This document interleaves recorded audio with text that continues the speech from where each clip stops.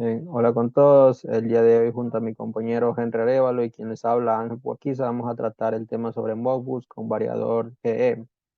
Nosotros conformamos el grupo número 8 de la materia de comunicaciones industriales y sistemas SCADA. Bien, entonces para empezar, nosotros tenemos el módulo GE AF60 LP Modbus, que está diseñado para todas aquellas aplicaciones en donde se requiera variar la frecuencia para que esto tenga un rendimiento macro desde un micropropulsor. Este también incluye el diagrama de cableado en este caso en el diagrama, y también constituye la plantilla directamente en la tapa, en donde se puede visualizar las conexiones, entre otras cosas. También contiene una guía para hacer el KeySec en donde podemos configurar rápidamente para poderlo poner en funcionamiento a este variador. Y entre las principales características que tiene este variador es que funciona con una entrada monofásica, y a la salida, mediante su circuitería, tiene en este caso, un convertidor de monofásico a trifásico. También posee un montaje en Real Link, pero además de esto también se puede montar en el tablero eléctrico mediante tornillos. Bien, también posee un tipo de protección NEMA 1 y P20, y además trabaja una potencia desde mínimo, que es desde 0 vatios, hasta máximo de 2.2 kilovatios, que es aproximadamente a 3 HP. Bien, entre las conexiones eléctricas que tiene este variador de frecuencia es que primero se lo debe cablear a tierra. Luego se debe poner los cables a los terminales L1, L2 y L3. Asimismo, para una conexión trifásica hay que conectar los tres terminales. Y para una conexión monofásica, en este caso hacia el motor, se debe conectar los terminales 1 y 3. Bien, aquí se muestra en la ilustración 3.1 cómo es el cableado para poner en funcionamiento este variador. Y en la figura ilustración 3.2 vemos el cableado trifásico y una sola fase. Bien, vemos que funciona a un voltaje trifásico de 200, entre 200 a 240 voltios, y también de 380 a 480 voltios. Y un voltaje monofásico de 200 a 240 voltios. También aquí podemos ver las conexiones con el motor, que en este caso las conexiones con el motor pueden ser ya sea en estrella o en delta. Esto va a depender del motor, y en la placa del motor va a estar identificado qué tipo de conexión se debe realizar. También podemos hacer un arranque estrella delta, una conexión de estrella delta. Pero en este caso, como estamos utilizando un variador, nosotros vamos a regular la velocidad a la cual va a arrancar, y luego se va a mantener en este caso en el motor. Bien, aquí tenemos ciertas características para el cableado con el motor, en donde nos indica que tenemos que utilizar un cable de motor apantallado, blindado para cumplir con las especificaciones de emisión de MC, y conectar este cable tanto a la placa de desacoplamiento como a la carcasa del motor, para así evitar ya sea corrientes de fuga, debido al que el motor en algún tiempo, en algún determinado límite de trabajo, tiempo de trabajo, puede reducirse el aislamiento entre las bobinas. También hay que mantener el cable del motor lo más corto posible para reducir así el ruido y las corrientes de fuga. También nos indica que para los motores pequeños debemos conectarlo en estrella a 230 o 400 voltios. Y para los motores grandes debemos conectarlos en triángulo, y un voltaje de 400 a 690 voltios. Bien, para la conexión con el motor, primero debemos montar el cable a tierra, y luego debemos conectar los cables a los terminales en conexión en estrella o en triángulo, dependiendo del motor que se esté utilizando. Y así mismo esto lo podemos visualizar en la placa del motor. Bien, también este variador, al igual que otros variadores de velocidad, posee borneras de control, que en este caso nosotros podemos colocar este variador como un esclavo, y que su maestro esté controlando un PLC. Bien, en este caso nosotros podemos comunicarnos con el variador, ya sea por la comunicación RS485, PRS485 o NRS485. Vemos que este variador posee una salida de 24 voltios. Entonces, esto que nosotros podemos ver que este además es una fuente de voltaje fija de 24 voltios DC. Esta fuente es importante ya que con estos 24 voltios nosotros vamos a poder configurar los controles del variador. Bien, entre los controles que tiene este variador es que podemos conectar un pulsador para darle start al variador. Podemos conectar un pulsador para darle reversa al motor. Tenemos el terminal de tierra, el terminal 27 de RSEC, el terminal 29 de Hawk y el terminal 33 de Breakbeat. Estos terminales que mencioné anteriormente solo funcionan a 24 voltios de C. También tenemos una salida, en este caso de una salida analógica que va de 4 a 20 miliamperios. Y también tenemos tres terminales de regulación de velocidad, en donde nosotros tenemos una entrada de 10 voltios, la máxima, y esta la vamos a estar regulando con un potenciómetro de un kilo ohm.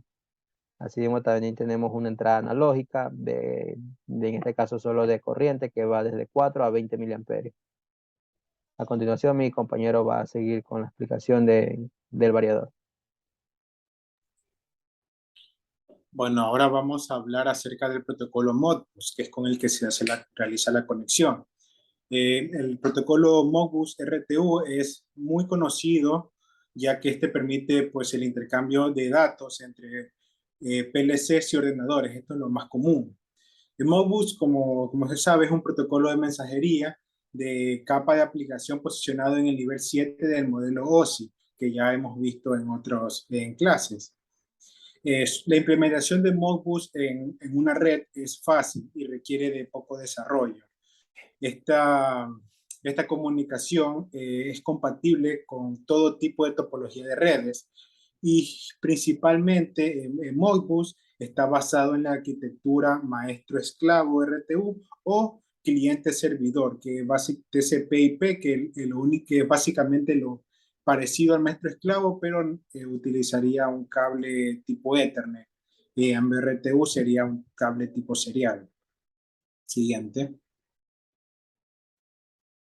Aquí vemos un poco de los tipos de Modbus que hay en las industrias. Podemos ver Modbus RTU, que es utilizado para puertos seriales, Modbus TCP, que es utilizado con Ethernet, con cables tipo Ethernet, que como vemos en la imagen en la derecha, está ya asociado para conectar al servidor o al ordenador. Tenemos Modbus ASI, que es utilizado también mismo para puertos seriales, y tenemos Modbus Plus, que es utilizado para puertos seriales y TCP, que como vemos en la imagen de la derecha, como primero vamos a las partes más bajas de los sensores actuadores HMI que utiliza en su mayoría Modbus RTU basado con interfaz RS485. Vamos a niveles un poquito más arriba, ya conectados a los PLC, que vendría siendo la conexión entre los PLC con el que vendría siendo la interfaz para conectar con el servidor, que ya utilizamos TCP, que ya en este caso utilizamos la interfaz Ethernet. Y pues ya en los niveles superiores se pueden utilizar de preferencia Modbus TCP, ya que conexión Ethernet es lo más utilizado ya a nivel de gerencia. Siguiente. Aquí vemos un poco de esta arquitectura, en este caso maestro-esclavo.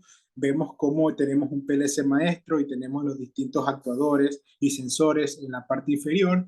Vemos cómo para la comunicación entre ellos se utiliza un código que podemos ver ahí. Bueno, no exactamente este código, pero esta es la configuración del código, que vemos que las primeras tres, de izquierda a derecha, los primeros tres dígitos vendría siendo la dirección del esclavo, que es para que la comunicación llegue solamente al esclavo solo llegue al esclavo que se quiere. Luego los dos siguientes dígitos es el código de la función, que vendría siendo qué quiere que realice el esclavo. Luego si tenemos un dato, o sea, un dígito para el dato, y pues los dos últimos dígitos es para un chequeo de error, si es que se realizó o no se realizó correctamente la comunicación entre el maestro y el esclavo. Siguiente. Aquí tenemos un poco de Modbus en el variador AF60LP, que básicamente vendría siendo el número de las bobinas y con sus respectivas descripción con esta arquitectura maestro-esclavo. Vemos que las primeras 16 bobinas de la 1 a 16 son como convertidores de frecuencia. Las siguientes vendrían siendo también convertidores de frecuencias, pero para unas mayores velocidades, arriba es para más control. Eh, Así continuando, vemos que ya tenemos para otros tipos de loops, que como podemos observar, por ejemplo, en el de 49 a 64, el número de bobina 49 a 64, también dice Open Loop Mode, modo ¿cómo se dice? Abierto el loop, el ciclo, tenemos un convertidor de frecuencia de salida y un convertidor de frecuencia de retroalimentación. Del 65 es para escribir parámetros del maestro esclavo. Vemos ahí el 0 y el 1. Siguiente. Acá tenemos un poco de la descripción de cada bobina en el variador AF60LP, pero en este caso para el control. Vemos cada una de las bobinas, de la 1 en este caso hasta la 48, con su respectiva, estas son las bobinas útiles para este caso la parametrización y configuración. Vemos desde la bobina 1 hasta la bobina 48. Vemos estas bobinas como para bobinas de parado rápido, parado lento, para cuando se queda estopeado el variador, para indicarnos si el control no está listo, para indicarnos si no está corriendo el variador, para indicarnos que está fuera de rangos de frecuencias, y así pues distintas bobinas que se van a ir activando con respecto a si hay algún error, si hay alguna falla, si no se realiza bien una comunicación o si todo va correctamente. Siguiente. Aquí tenemos otros códigos de funciones compatibles con RTU. En este caso vemos que el código de función en un hexadecimal vendría siendo como que la lectura de las bobinas, viendo que toda bobina esté y funcione correctamente. 3 hexadecimales vendría siendo la lectura de los registros de mantenimiento. 5 hexadecimales para la escritura de cada bobina de forma individual, y 6 hexadecimales, escrituras de los registros individuales en este caso. Asimismo, F hexadecimal, pues escritura de múltiples bobinas. 10 hexadecimal, escritura de múltiples registros, y así sucesivamente. Vemos también que como hay una opción hexadecimal para reportar el esclavo que no está funcionando correctamente, podría suceder. Siguiente. Bueno, en este caso para la conexión con el PLC, en este caso tenemos un módulo CM1241 que con el módulo de comunicación RS485, aunque también hay módulos de comunicación de asimismo CM1241, pero con RS232. En este caso se requeriría un convertidor de la interfaz RS232 a RS485, pero en este caso sí también hay para que se haga la conexión de forma directa. Estos incorporan los protocolos Modbus RTU y USS. Este de aquí permite la comunicación del controlador S7200 en el PLC a través de pues, esta interfaz RS485. La conexión se realiza a través de un o sea, un pequeño enchufe de 9 polos. El módulo de comunicación CM1241, pues aquí tenemos el código, es compatible con FreePort. Siguiente. Bueno, como conclusiones de todo esto que hemos expuesto, tenemos que utilizar el protocolo Modbus RTU-TCP, posee muchos beneficios, como hacer el código abierto, ser ampliamente soportado por HMI o software SCADA, se puede integrar a varios equipos y es muy conocido en la industria. Al realizar la conexión e instalación del variador, en este caso el General Electric AF60LP, hay que recordar que generalmente las fases eléctricas de entrada son de tipo monofásica y las fases eléctricas de salida es de tipo trifásica, teniendo las características de autoprotección dada esta característica de conexión. Siguiente.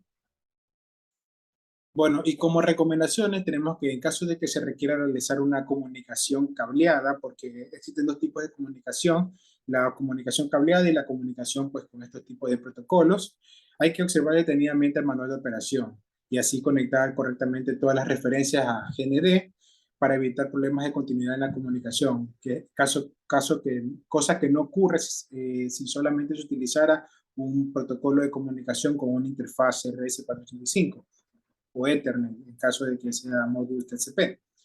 También es recomendable que al realizar una práctica o una conexión ya a un tablero, utilizar los protocolos de comunicación, ya que es muy eficiente, rápida, ocupa muy poco espacio de cableado y suele ser mucho más confiable que una comunicación cableada, ya que las terminales de los bornes en estos equipos a veces suelen ser un poco frágiles y pueden, al utilizar más de dos cables, al conectar, puede marcar algún tipo de falla o error.